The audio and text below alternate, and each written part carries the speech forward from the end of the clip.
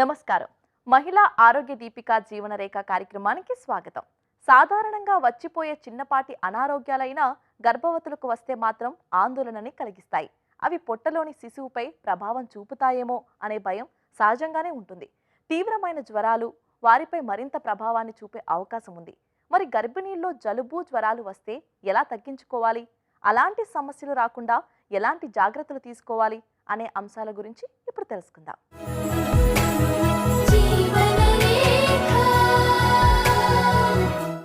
జలుబు జ్వరం వంటివి ప్రమాదకరమైన అనారోగ్యాలు కాకపోయినా మనల్ని చాలా చిరాకు పెడుతూ ఉంటాయి. అయితే కొంత ఇబ్బంది పెట్టినా ఎలాంటి చెడు ప్రభావం లేకుండా తగ్గిపోతూ ఉంటాయి. అయితే గర్భవతుల్లో ఇలాంటి సమస్యలు వచ్చినప్పుడు వారిపై ఆ ప్రభావం సాధారణ వ్యక్తుల్లో కంటే ఎక్కువగా ఉంటుంది. వారు మరింత అలసటకు, నీరసానికి గురి కావచ్చు. జ్వరం తీవ్రత వారిలో ఇతర సమస్యలకు కారణం కావచ్చు కూడా. మరి గర్భవతుల్లో వచ్చే జలుబు జ్వరాల పట్ల ఎంత అప్రమత్తంగా ఉండాలి, వాటిని తగ్గించేందుకు ఎలాంటి మందులు వాడవచ్చు, ఏ మందులు వాడకూడదు అనే వివరాలను ఇప్పుడు చూద్దాం.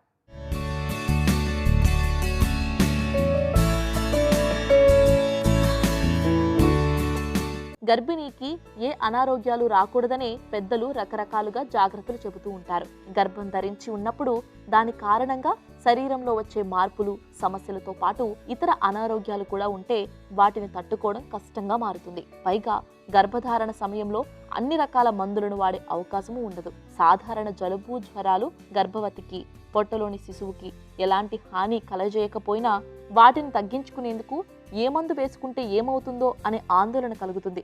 మామూలుగా అయితే జలుబు జ్వరం లాంటివి ఉన్నప్పుడు మెడికల్ షాప్లో దొరికే మందులు తెచ్చుకుని వాడే అలవాటు చాలా మందిలో ఉంటుంది. కానీ గర్భవతులు మాత్రం డాక్టర్ సలహా లేకుండా అలా మందులు తెచ్చి వేసుకోవడం చేయకూడదు.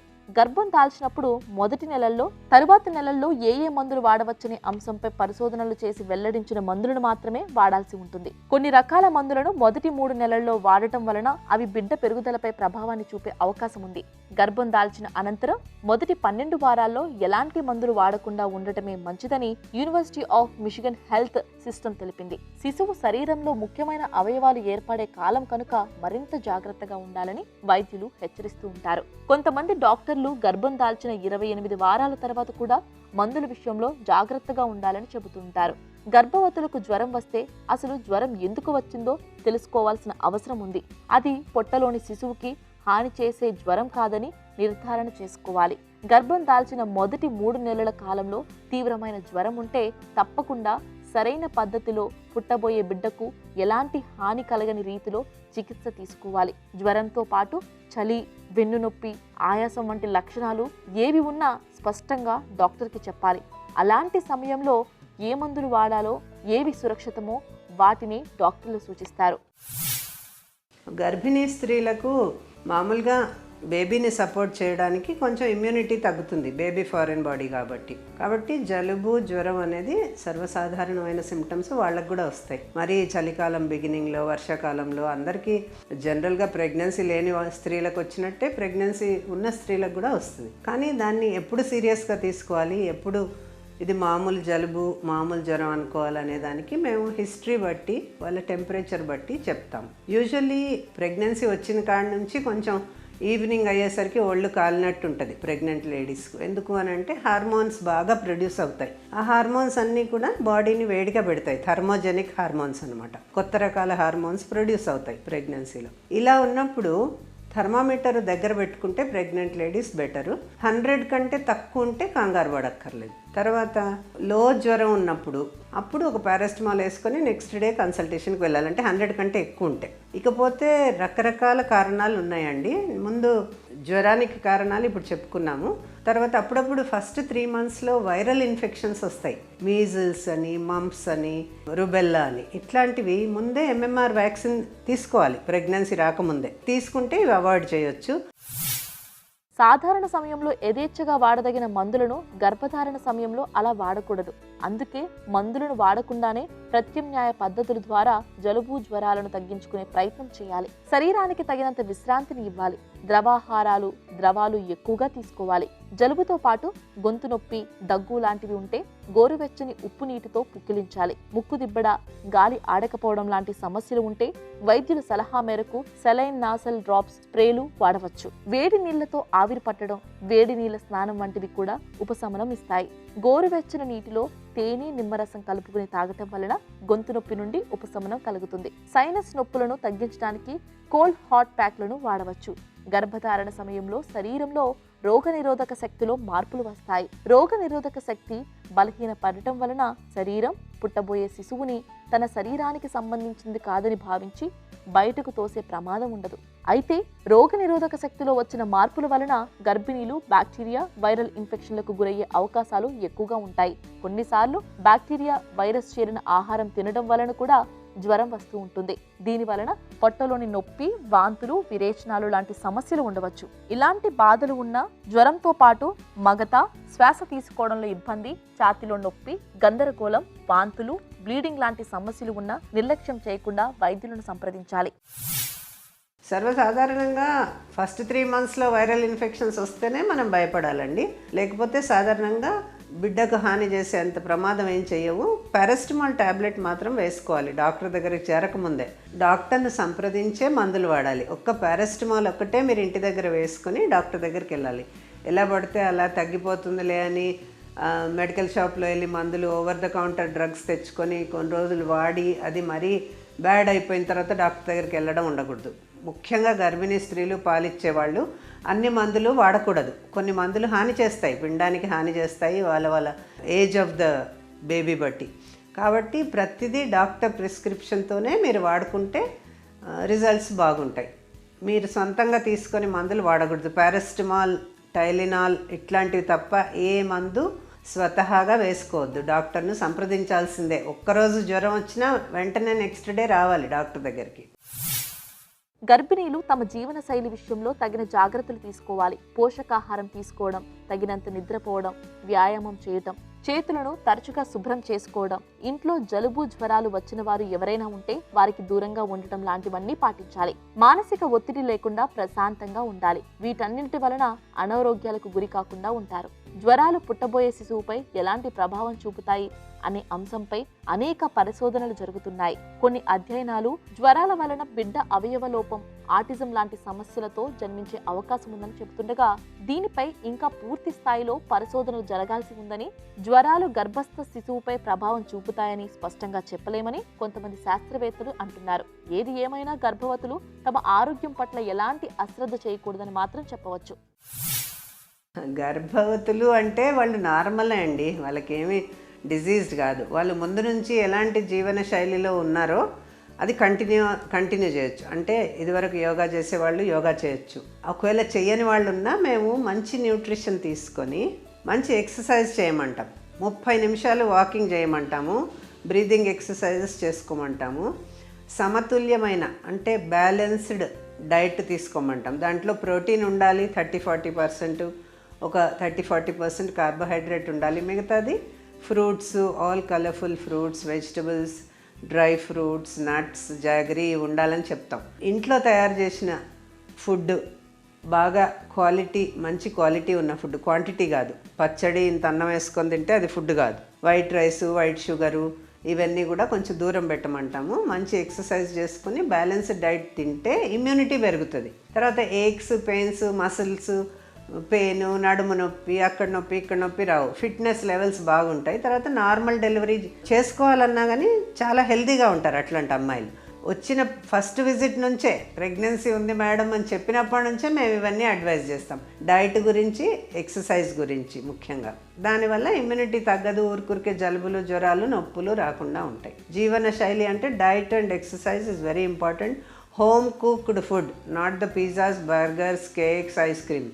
ఎప్పుడో వన్స్ ఇన్ అవే పార్టీ ఎప్పుడో తినాలి. కానీ ప్రతిరోజు నేను చాక్లెట్లు తింటా, నేను ఐస్ క్రీమ్ తింటా, మామూలు ఫుడ్ తినను అంటే, దాంట్లో పిజ్జా తింటా అంటే, బర్గర్ తింటా అంటే దాంట్లో న్యూట్రిటివ్ వాల్యూ తక్కువ, ప్రిజర్వేటివ్స్ ఎక్కువ.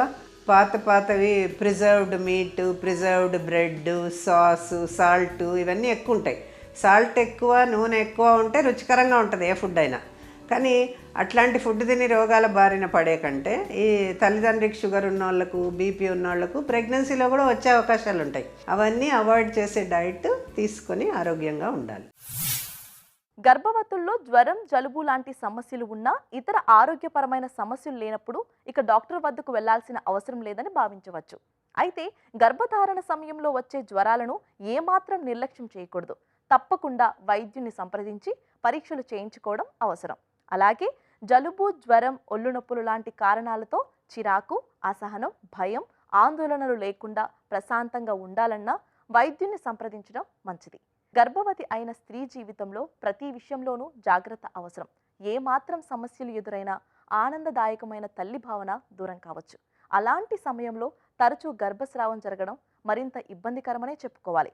సాధారణంగా 100కి 1 లేదా 2 స్త్రీలు గర్భస్రావం సమస్యతో బాధపడుతున్నారు. గర్భిణీ స్త్రీలు గర్భస్రావం ద్వారా పిండాన్ని కోల్పోవడానికి వారి రోగనిరోధక వ్యవస్థలో ఉండే లోపాలే కారణమనేది కొందరి పరిశోధకుల మాట. కార్యక్రమంలో ఇప్పుడు సమస్య సలహా చూద్దాం.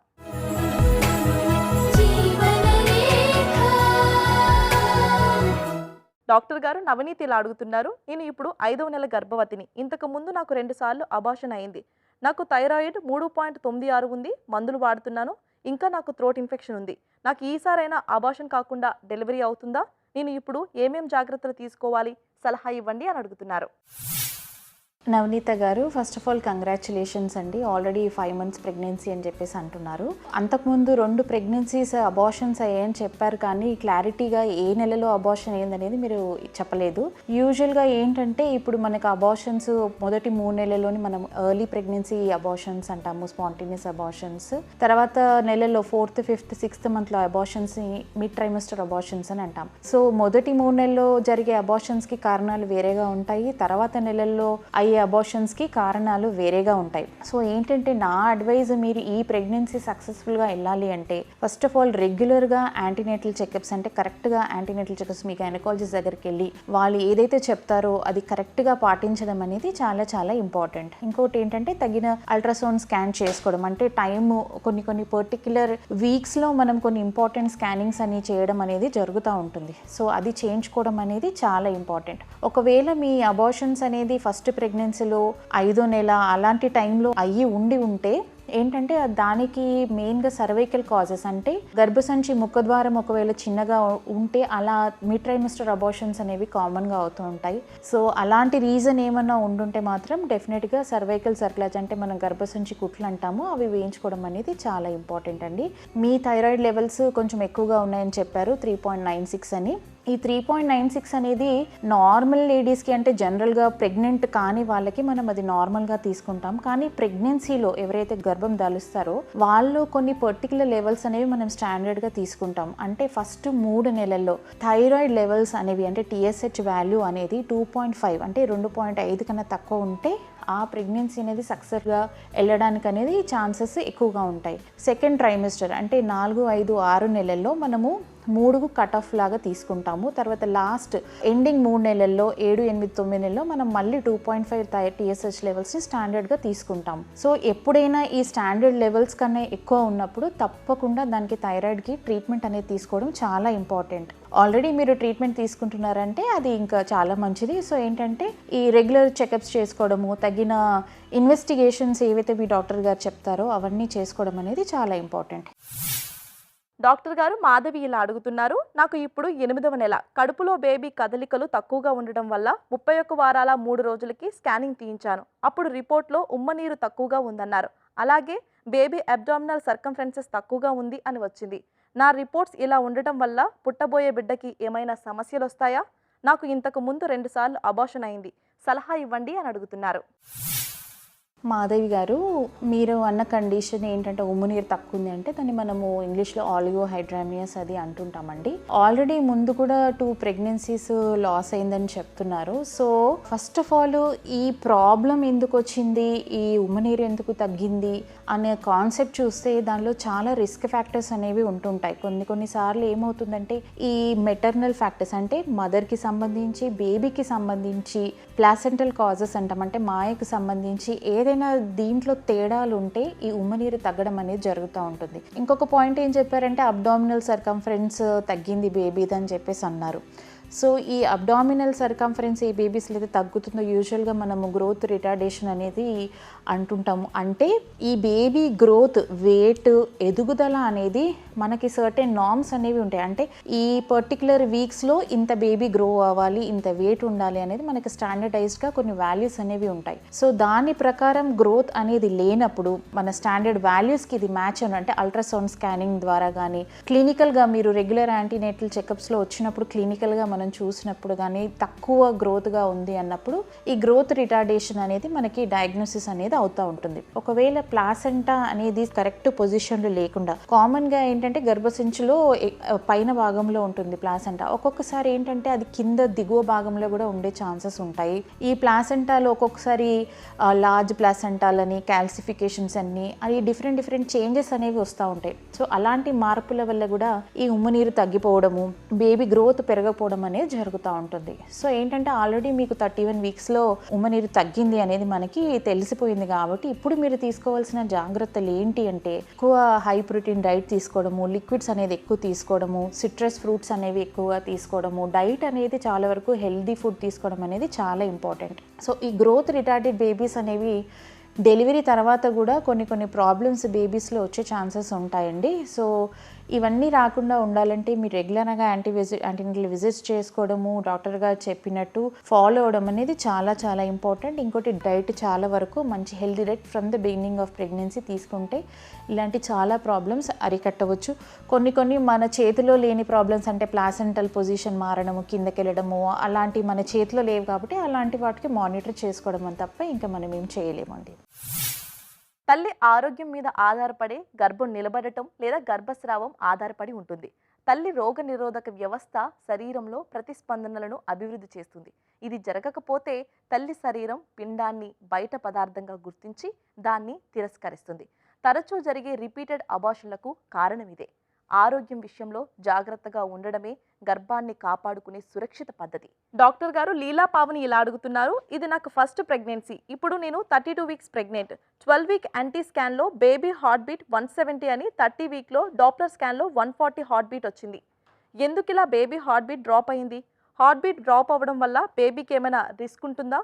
బేబీ బ్రీచ్ పొజిషన్లో ఉందని కూడా అన్నారు. ఎందుకు ఇలా అవుతుంది? సలహా ఇవ్వండి అని అడుగుతున్నారు. లీలా పావని గారు, ఫస్ట్ 3 నెలల్లో బేబీ హార్ట్ బీట్ అనేది చాలా ఎక్కువగా ఉంటుంది. నార్మల్గానే మేము 160 నుంచి 180 మధ్యలో ఉంటుంది. ఆ బేబీ అనేది మెచ్యూర్ అయ్యేటప్పుడు, హార్ట్ అన్ని ఆర్గాన్స్ ఫామ్ అయ్యేటప్పుడు దానికి బ్లడ్ సప్లై ఎక్కువ అవుతుంది. ఆ బ్లడ్ సప్లై ఎక్కువ అయినప్పుడు మీకు కొద్దిగా హార్ట్ బీట్ అనేది తగ్గడం మొదలు పెడుతుంది. ఇన్ జనరల్గా ఫస్ట్ 3 నెలల్లో మీకు జనరల్ హార్ట్ బీటే 160 to 180 వస్తుంది. ఆ తర్వాత కొద్దిగా తగ్గి 140, కొంతమందికి 130 ఉంటుంది. 100 కన్నా తగ్గకూడదు. 3వ నెల దాటిన తర్వాత ఎక్కువగా 180 దాటకూడదు. సో ఈ రకంగా మధ్యలో తిరుగుతూ ఉంటుంది బేబీ హార్ట్ బీట్. అంతేగాని ఫస్ట్ 180 ఉండి తర్వాత 140 అబ్నార్మల్ కాదు. ఇన్ జనరల్గానే అది నార్మల్ ప్రాసెస్ కిందకి. జనరల్గా బేబీకి ఇనిషియల్గా హార్ట్ సప్లై సరిగ్గా ఫామ్ అవ్వదు కాబట్టి బ్లడ్ సప్లై అనేది తక్కువగా ఉంటుంది కాబట్టి ఎక్కువ సార్లు కొట్టుకుంటుంది. అదే బిడ్డ పెరిగే కొద్దీ, అన్ని ఆర్గాన్స్ చక్కగా డెవలప్ అయ్యే కొద్దీ మీకు బ్లడ్ సప్లై వస్తుంది కాబట్టి ఇన్ జనరల్గానే బేబీ హార్ట్ రేట్ మేము 110 నుంచి 160 లోపల చూస్తాము. ఇది 3 నెలల తర్వాత. అదే 3 నెలలకు ముందు మామూలుగా 160 to 180 ఉండాలి.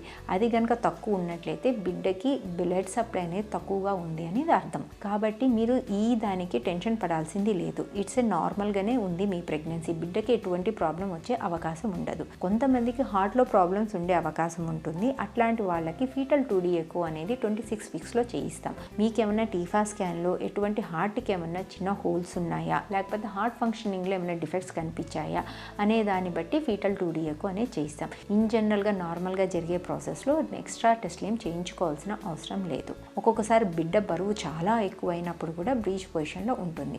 కాబట్టి మీకు ఇటువంటివి ఏమన్నా ఉన్నాయా చూసుకోండి. లేకపోతే జనరల్గా టెన్షన్ పడేది ఏమీ లేదు.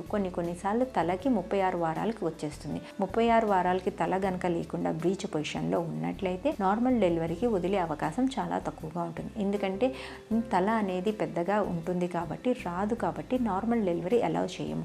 అట్లాంటి వాళ్ళకు 38వ వారంలో మళ్ళీ స్కాన్ చేసి చూసుకొని బ్రీచ్ ఉందా లేకపోతే తలతో సెఫాలిక్ ఉందా చూసుకొని దాన్ని బట్టి మోడ్ ఆఫ్ డెలివరీ డిసైడ్ చేస్తాం.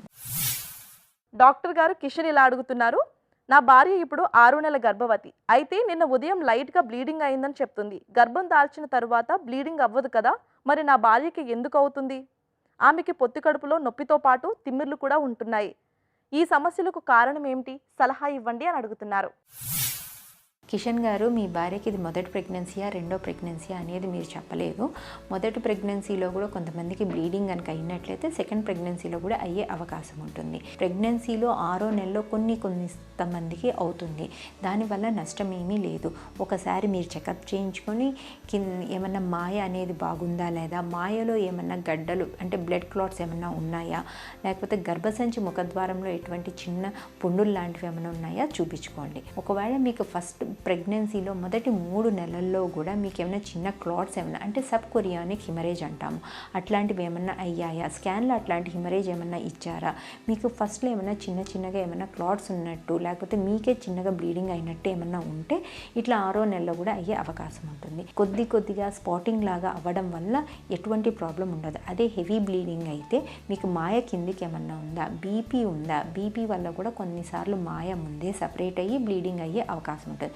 సో మీకు ఎటువంటి రిస్క్ ఫ్యాక్టర్స్ ఉన్నాయి, ఎటువంటి ప్రాబ్లమ్స్ ఉన్నాయి అనేది చూసుకోండి. ముందు ఫస్ట్ 3 నెలల్లో బ్లీడింగ్ అయితే ఇట్లా అయ్యే అవకాశం ఉంటుంది. ఒకసారి 28 వారాలు దాటాక ఇట్లా బ్లీడింగ్స్ అన్నీ కూడా తగ్గిపోతాయి. అట్లా కాకుండా మీకు బీపీ ఉంది, బేబీ గ్రోత్లో డెఫిసిట్స్ ఉంది, మీకు IVF వల్ల ప్రెగ్నెన్సీ వచ్చింది, ఇవన్నీ ఉన్నట్లయితే ఒకసారి ఇమీడియట్గా డాక్టర్ని కలిసి వెంటనే మీరు మాయ పొజిషన్ ఒకసారి, గర్భసంచి ముఖద్వారం ఒకసారి చూపించుకుంటే దాంట్లో కనుక ఎటువంటి ప్రాబ్లం లేనట్లయితే నార్మల్గా ఏమీ కాదు.